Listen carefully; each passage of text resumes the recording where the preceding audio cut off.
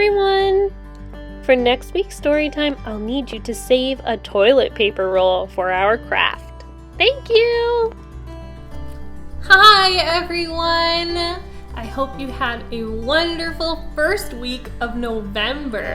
November is a special time in Canada because it is like the waiting period before our winter comes. All of the leaves have fallen off of the trees, there's lots of rain, and we might even get snow.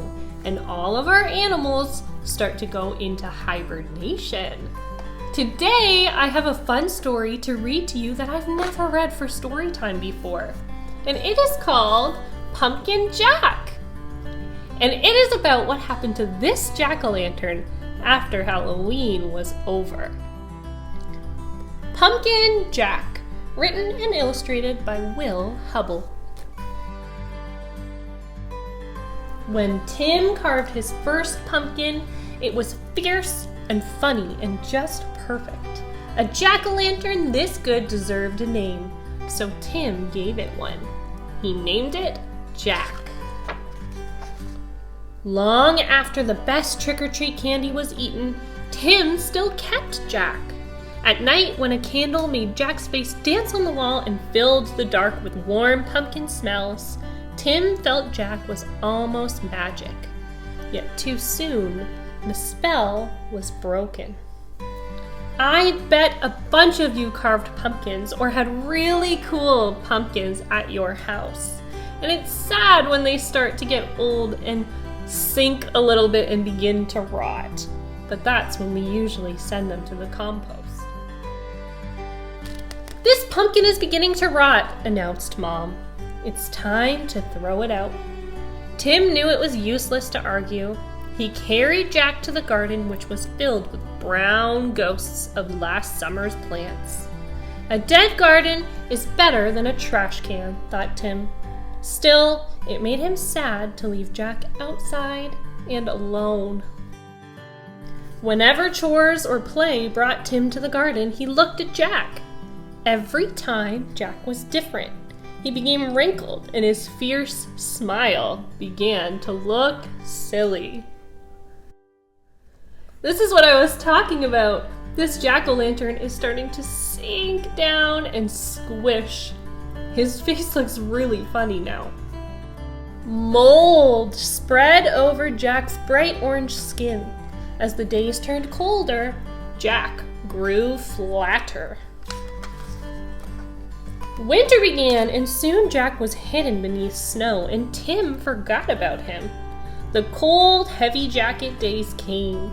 Snowmen and sliding days, indoor days, Thanksgiving, Christmas, and Valentine's. When all these days had passed and the March winds melted the snow, Tim found Jack.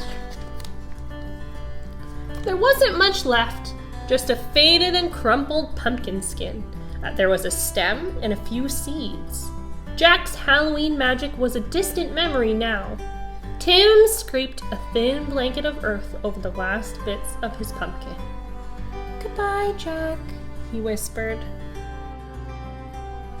Pumpkin Jack was in the garden all winter long, watching Tim play and sled and make snowmen.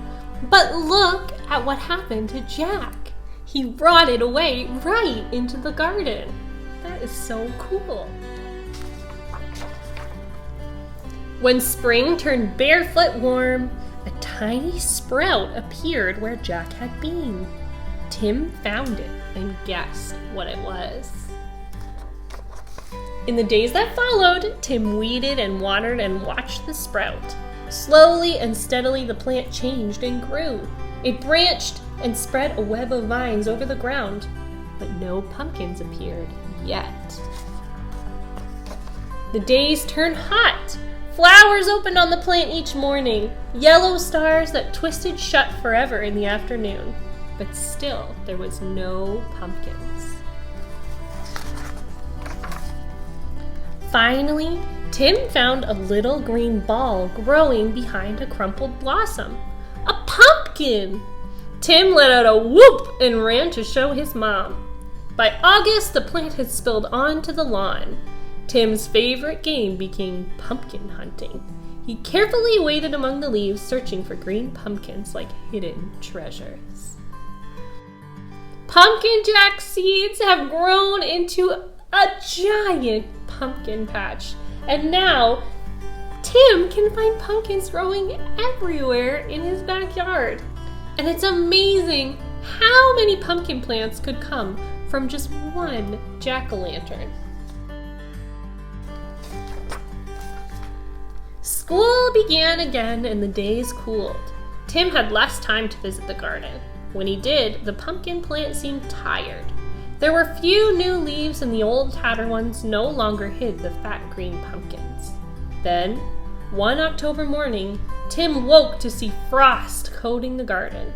The frozen plants seemed to change to pale blue glass. After school, Tim discovered what the frost had done. The pumpkin plant's leaves were as limp as wet paper.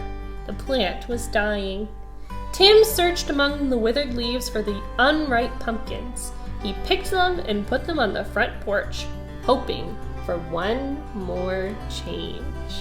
Did you know that before pumpkins are ripe, they're actually green? And then when they get ripe and ready to eat and carve, they turn orange.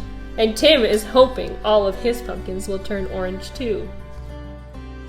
By Halloween, the pumpkins had ripened to bright orange. There were so many because the plant had been generous. Tim was generous too. He gave them all away. All but one. What a nice thing for Tim to do. He gave a pumpkin to so many of his friends, and all of those pumpkins came from Pumpkin Jack the Jack-o'-lantern. From jack-o'-lantern to seed to pumpkin again, the circle was almost complete. Now it was time for Tim to do his part. He gave his pumpkin a face. It smiled at him in a fierce and funny way. Tim smiled too and said, "Welcome back, Jack." The end. That was such a cool story about what could happen with your old jack-o'-lantern. I wonder if any of you will try this experiment one day. Now, to celebrate our first week of November, even though all of our leaves are gone off of the trees, I think it would be fun to bring some of the fall colors back into our houses and make some stained glass fall leaves. For our craft today, you will need your week 1 Storytime bundle, your glue from inside your bag, a pair of scissors, and that is it.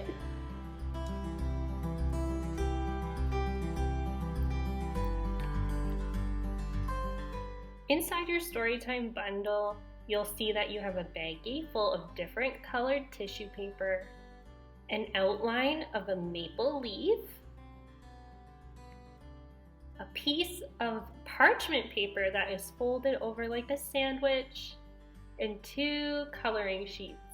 There's a squirrel with a pumpkin and a scarecrow with some pumpkins as well. To start our craft, we are going to need that parchment paper sandwich, and we are going to open it right up and lay it on our table. And we also need our tissue paper. Now, lots of times when I send tissue paper home to you, it's a little bunched up, because if I'm cutting and cutting lots of tissue paper, sometimes I don't have time to separate all of the pieces. So take a minute and spread out all of the tissue paper that was inside of your plastic bag.